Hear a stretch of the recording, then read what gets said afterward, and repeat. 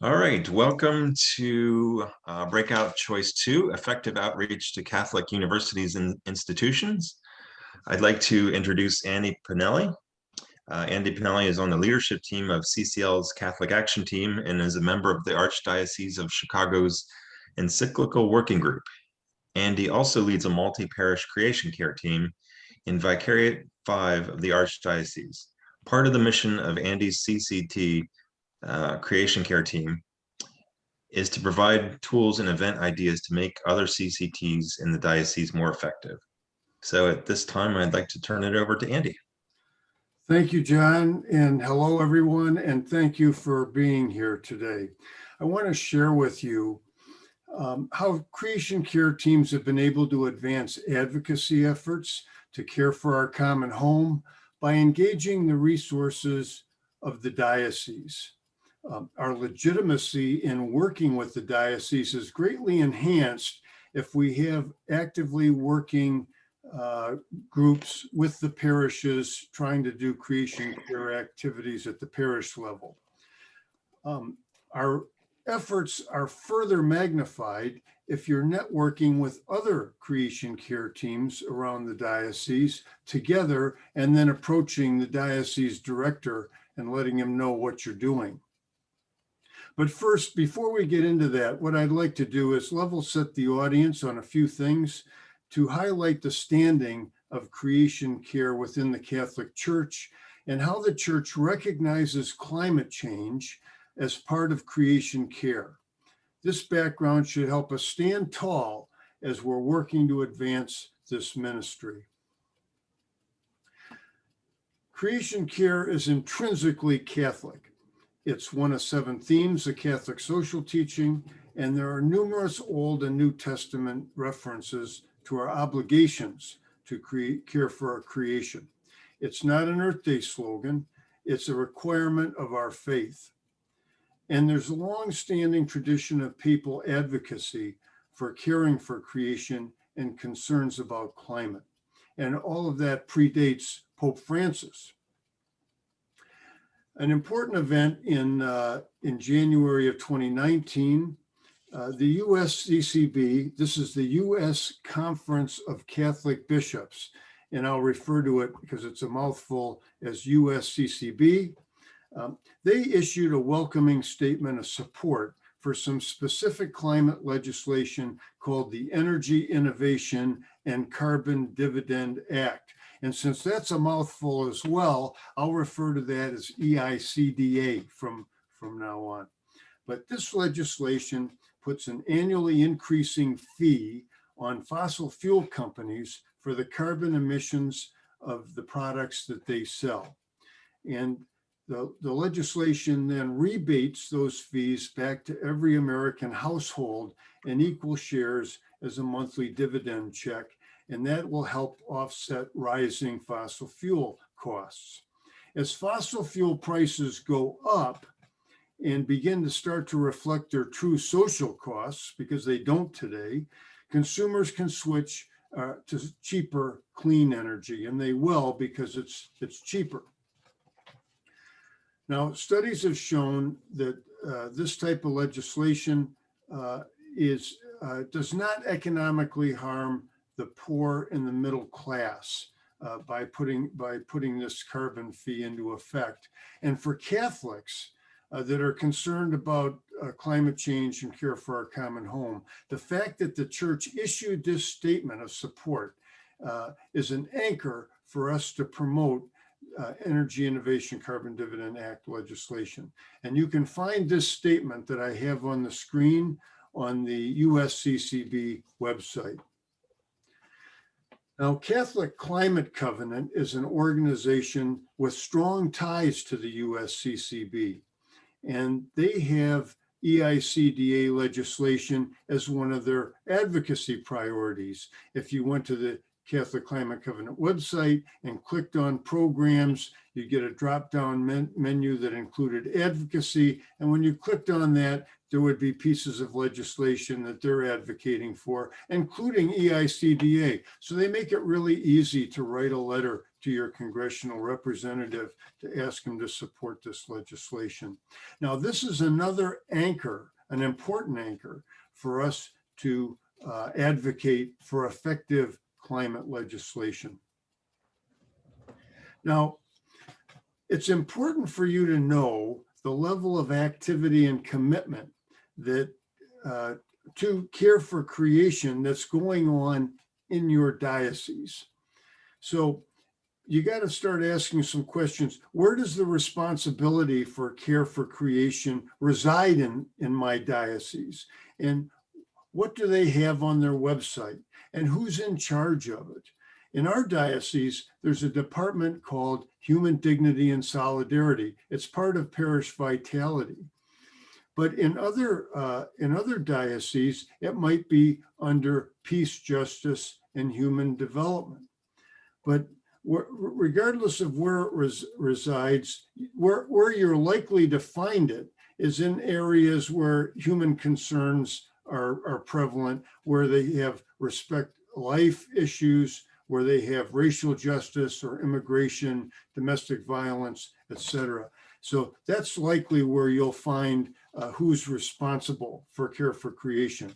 But if you need help finding it, use Catholic Climate Covenant as a resource. They're networked with many U.S. dioceses and might be able to be a resource in helping you identify where in your diocese the responsibility for creation care resides. But the objective here is to build a relationship, find out what the diocese has been doing around creation care, share your parish activities with them, and talk to them about that, build credibility around your concerns and your team's efforts around care for creation.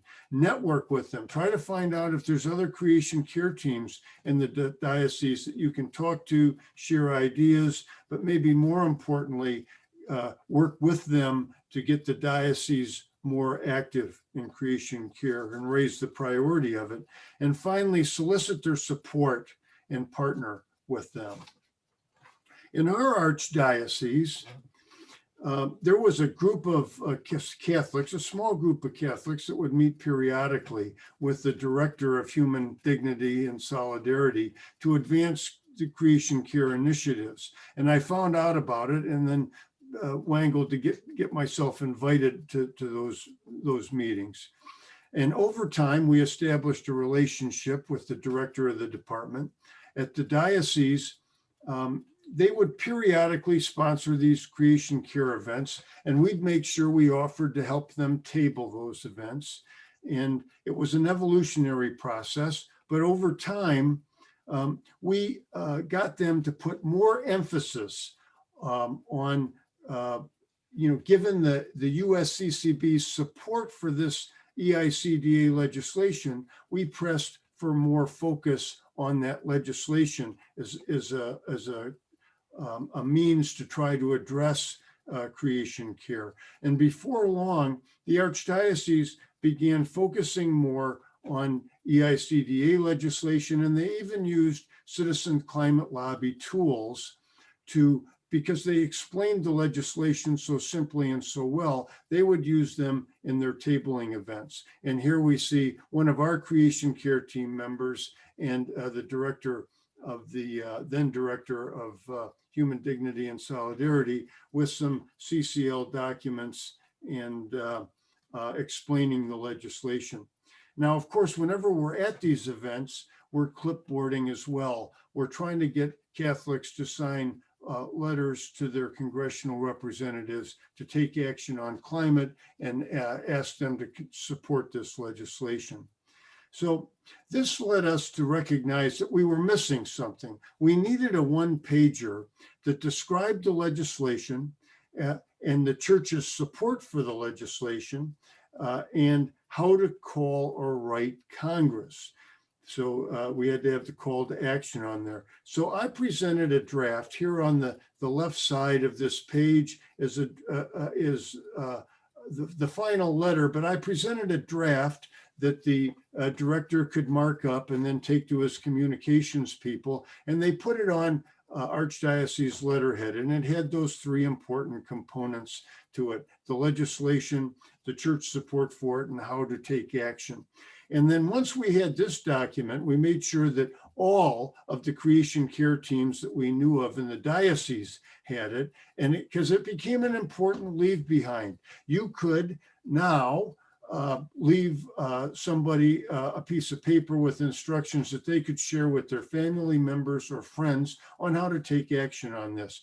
Then we shared it with surrounding dioceses, and in this instance, the Diocese of Joliet put together a very similar document that they then could share with their creation care teams and put on their website. So this is how we can start to get traction on this particular and educate more effectively on this legislation. So I wanted to take a minute just to call out some of the great work that's been going on at the Diocese of Joliet in the creation care area.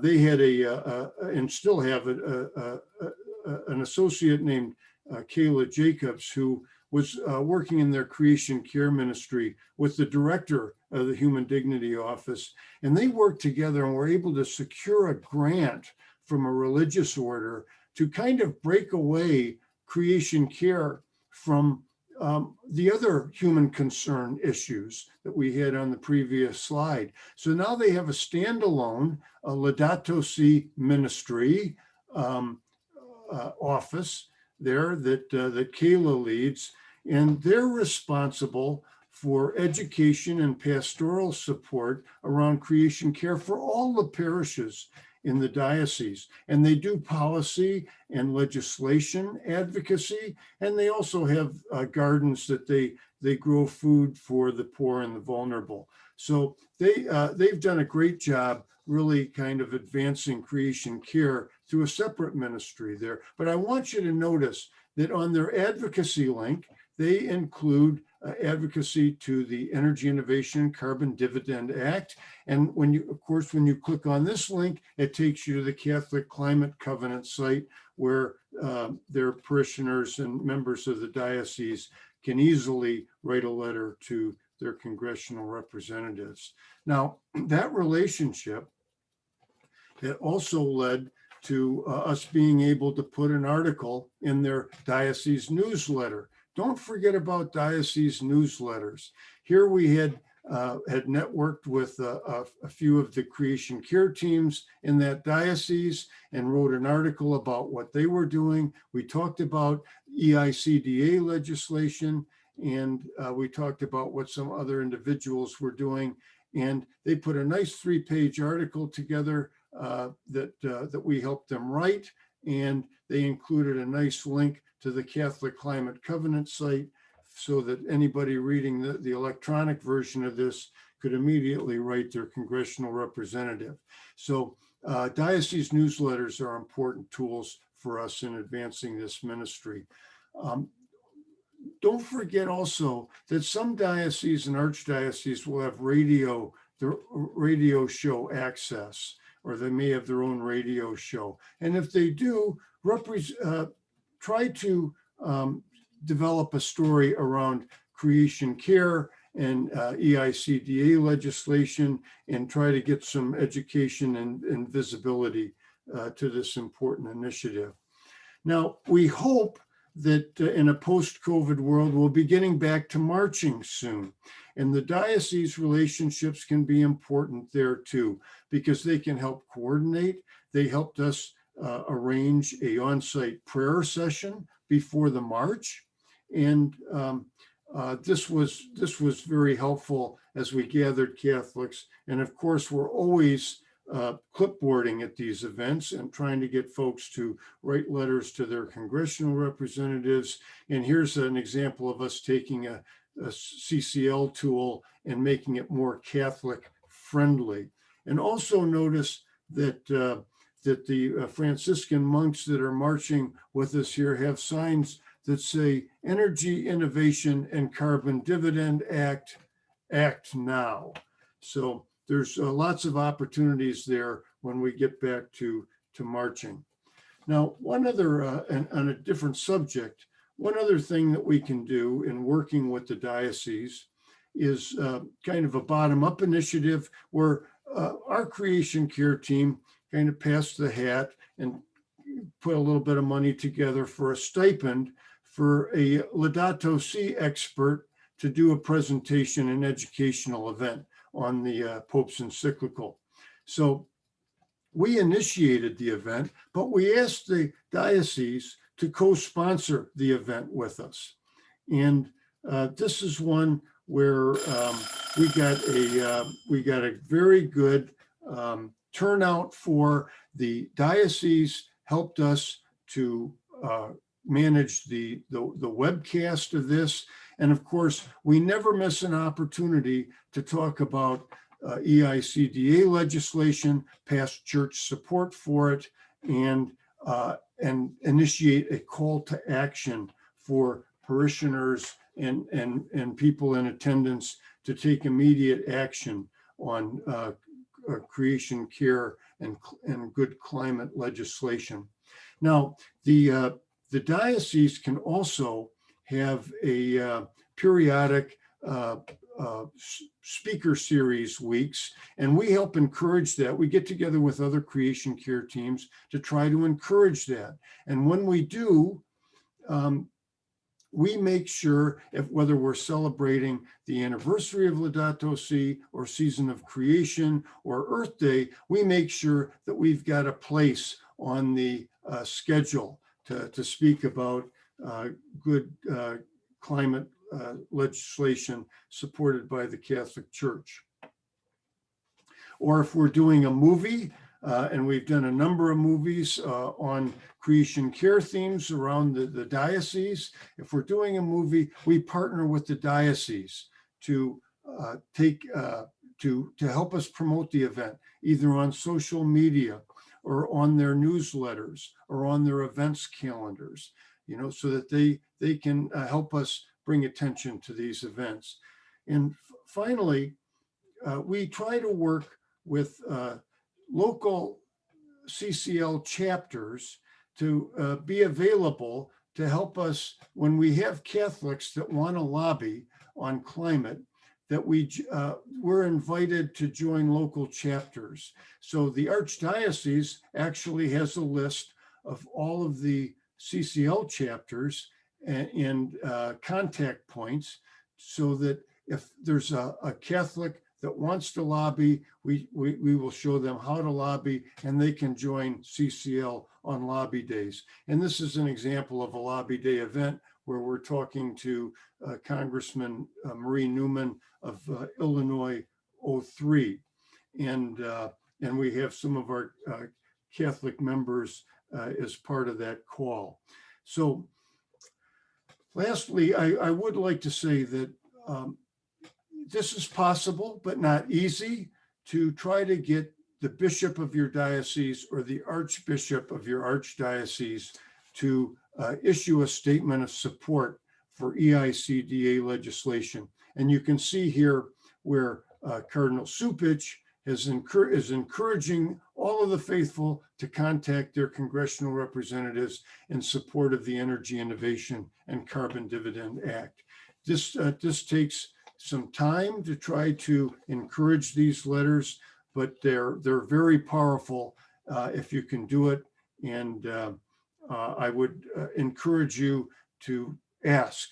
And if the answer comes back no, continue to ask over time.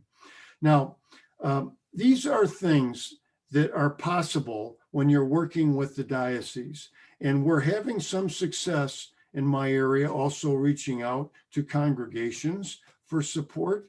And but we have to recognize that some dioceses are going to be more resistant than others, especially when we're talking about climate as a key activity in creation care.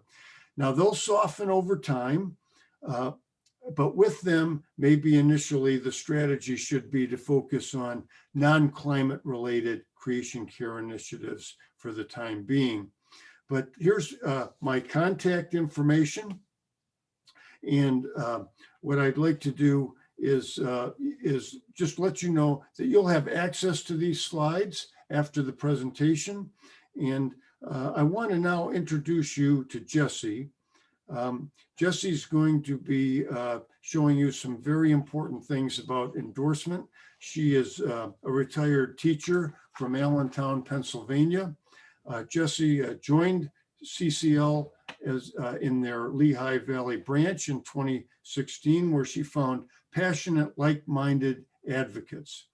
She found that her contributing strength was in the area of writing, and she's been focused on corresponding with Catholic universities, where she has achieved considerable success securing endorsements for the Energy Innovation and Carbon Dividend Act. So Jessie would love to share her formula for securing endorsements with you. And at this moment, I'd like to turn it over to Jessie. Thank you, Andy. Good afternoon. I'm Jessie Snyder of Allentown, Pennsylvania, and I have been contacting colleges and universities for endorsements. For 5 years, I've been a very proud member of the Citizens Climate Lobby chapter of Lehigh Valley here in Pennsylvania, as well as the Catholic Action Team. I've been looking forward to sharing with you what I've learned about securing support for the Energy Innovation and Carbon Dividend Act, which has now been introduced into the House on April 1st, and it's known as HR 2307. And I'd like to tell you that 14 Catholic colleges around the country have already endorsed this wonderful piece of legislation. Now, for those of you who are not members of Citizens Climate Lobby, what we do is we ask prominent individuals, businesses, faith groups, and other institutions to endorse this legislation. And so far, more than 2,500 individuals have signed, individuals and businesses and faith groups and so on have signed on. So then what we do, we take these endorsements to our members of Congress when we lobby. Now it's something you can jump right into, whether you're a seasoned CCL member or a brand new member. You can get started right away, and I will give you tools and exactly how to do it. And later I will also explain to you where you can find this list of supporters. My Catholic college venture began in the spring of 2019 when I was invited to meet with President Jim Greenfield and Vice President Kevin Nadolski of DeSales University in Pennsylvania. DeSales is where my son Alex received his MBA. So I had a relationship with DeSales, and that's very important. So Sabrina Fu, who's the Mid-Atlantic Regional Coordinator, and fellow member John Gallagher, and I were welcomed warmly by Father Kevin, who introduced me to the Laudato Si. We brainstormed ways in which the students could become more involved with climate, and I learned of the exemplary sustainability initiatives at DeSales. There was excitement in the air, and the time just flew by. And of course, we discussed the Energy Innovation and Carbon Dividend Act and many other things. Later on, Father Jim joined us, and he told us of his relationship with our senator, and the fathers just couldn't have been more hospitable and receptive.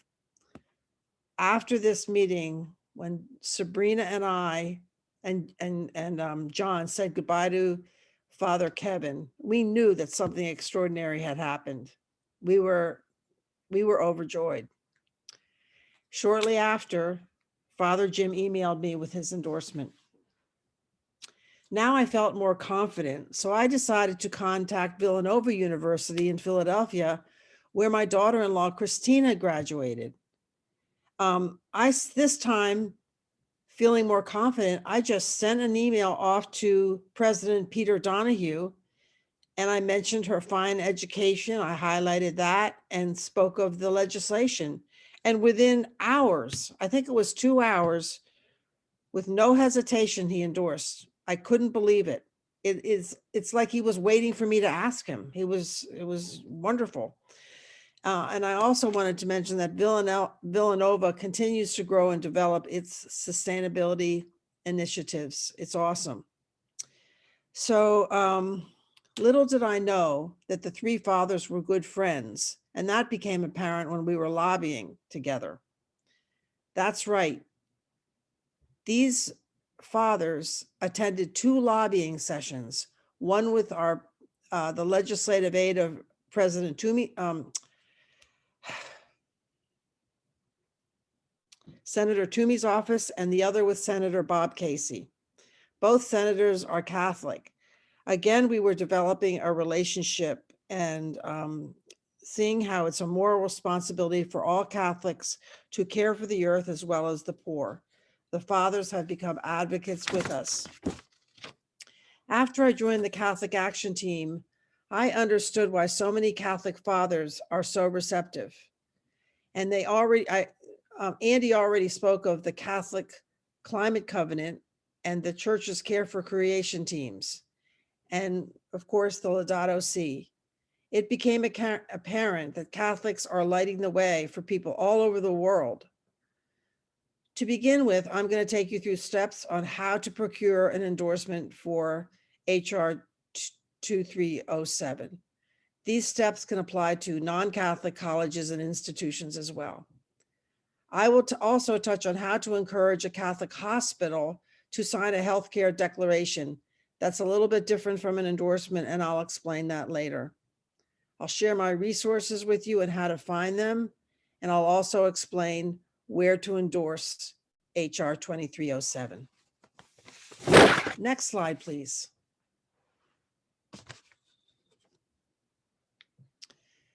Outreach to Catholic universities, hospitals, and institutions.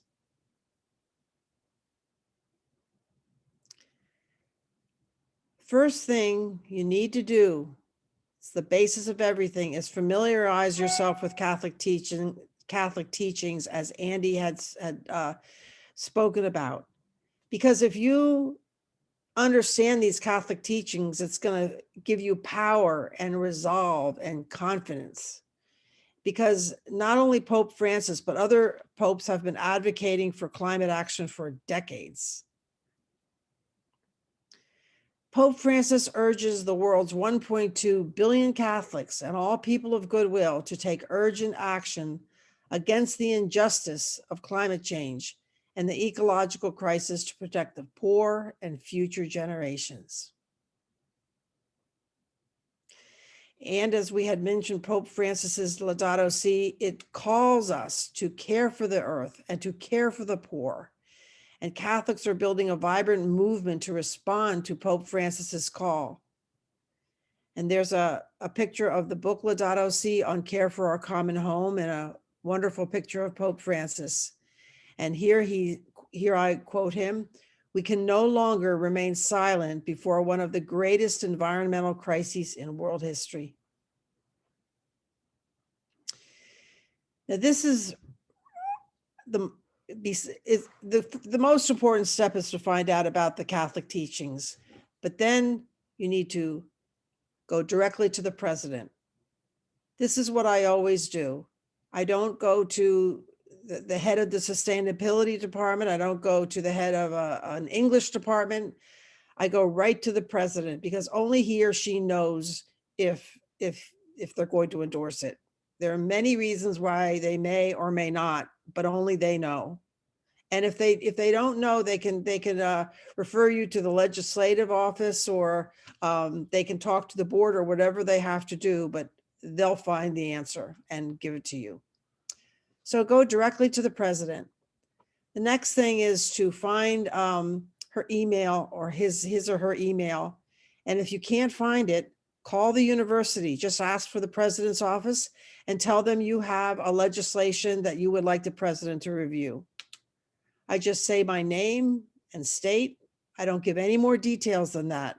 I don't even tell them I'm from Citizens Climate Lobby, because right away they hear the word lobby and it sometimes puts them off. So I give few details and that's it. Don't send it through the mail. Do this all by email. Now here's what I want to tell you. A lot of people are afraid, and you just have to overcome that. I was very afraid. Sometimes it took me days to get up the confidence to call the president's office. That was the scariest part. But I just set a time and I just did it. And I really had to fight with myself. So trust me, it gets easier in time. Then send the letter. And I have a sample letter that I've used for 2 years that has worked a lot of times. So you're welcome to use it and personalize it. Remember to always compliment the university or institution and mention sustainability initiatives that they've already undertaken. And as I did with Villanova and DeSales universities, I highlighted the personal relationship between that my son and my daughter-in-law had with the college. I have also been able to procure endorsements from 2 other private colleges, but I had personal relationships with them as well. The next step is I always send, I learned this after a while, that when I send my emails in the morning on a weekday, I usually got a better response. If I send it on Friday, they might forget about it. It might get lost, but send it on a weekday morning. Next, wait 1 week. That's a good amount of time. Sometimes it's going to seem like months, but just be patient. If you don't hear in a week, send a follow-up reminder asking if they had a chance to consider your request. And I have a sample letter that you can send to.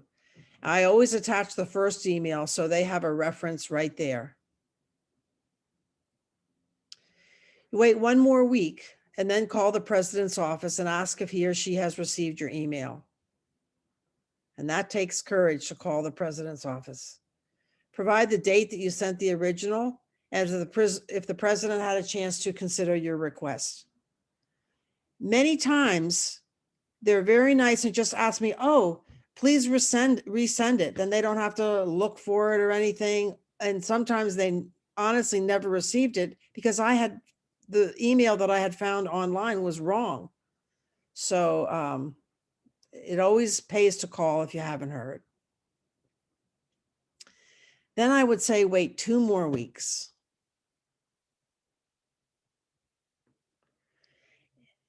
And I would call 1 more time and ask to speak with the president. I must say, usually I don't get to talk directly to the president. I go through the administrative assistant and mention your emails and ask if they would give you an answer one way or the other. And then if you don't hear after that, but probably you've heard by now a positive response, but if you don't hear, they have probably decided not to endorse. It's disappointing. But if you did receive an endorsement, send a thank you right away within a day or 2. But whether you've received an endorsement or not, be proud of yourself. Be proud of your courage and what you've done. So be proud of yourself either way. Now, I've been talking about colleges, but we also like to get more involved with Catholic hospitals. Right now, Catholic hospitals are not in a position to sign an actual endorsement for the legislation, but they will sign a healthcare declaration which supports the principles of the Energy Innovation and Carbon Dividend Act. So down here, you see healthcare organizations and the healthcare declaration. You can find this on the Citizens Climate Lobby website. I'll go to the health action team. But I will have the slides that you can refer to later, but Lisa De Buono is the head of the health action team, and she'd love to hear from you, or Diana Russell. These are the words of Marshall Saunders, who was the founder of the Citizens Climate Lobby. And he had such courage and faith. And he said, I used to think that the important people were taking care of the important problems, as many of us too. No, preserving a livable world is up to us little people. What we do and do not do really counts. So where can you find my resources? Well, you're welcome to always email me at jesnyder50@aol.com. But if you go on the Citizens Climate Lobby community website, you can search, just in the search bar, go to Catholic Action Team, and then look under General Google Drive Access for universities, hospitals, and institutions. And there you'll find all my resources. You can find this PowerPoint, a list of Catholic colleges, a spreadsheet to use when contacting the Catholic colleges. There you'll be able to see if anyone else has contacted that college. A list of Catholic hospitals, a sample letter, a sample reminder, an op-ed on Catholic climate education that you might use, and my personal story about Catholic University outreach. Several days after this conference, we will be sending out a list of resources to all attendees in an email, so please look for this. To me, this website is everything. It's where it all begins. Behind all of this activity should be a solid understanding of the Energy Innovation and Carbon Dividend Act, HR 2307. At this website, energyinnovationact.org, you will find a very clear explanation of the legislation with visuals. It's really not that hard to understand. You can get a cursory look at it that will give you some confidence to get started. And also at this website, you can find the 2,500 endorsers of this bill. It will be divided up into businesses, professionals, faith groups, education, and so on. And finally, this is where perhaps you or a college president or a businessman can actually sign right onto this legislation. It's very easy and it takes about 2 minutes. So I wish you all success and joy as you seek endorsements and declarations for this urgent legislation. But as Catholics, you should feel very confident in the Church's teachings on climate action. It is truly profound. This urgent legislation is the single best step we can take to help heal the earth and to reduce global warming. And also, this legislation has a dividend to help those in need. I hope that you will continue this exciting venture so together we can reach a goal of 100 Catholic colleges and universities endorsing this Energy Innovation and Carbon Dividend Act. In concluding, I'd like to thank my partner, Andy Pinelli, as well as John Clark, for organizing this session. In particular, I'd like to thank you, the audience, for participating today and to remind you to use these techniques as Catholics to respond to the calling of Laudato Si. Thank you. Thank you, Jessie, and thank you, Andy, so much. It was a very inspiring and informative session. I really appreciate everything you do. So thank you so much to you both. And that wraps. Go ahead, Jessie. Thank you. Thank you, John. Sure, sure. And that wraps up our session today. And thank you all for joining. Thanks, everybody.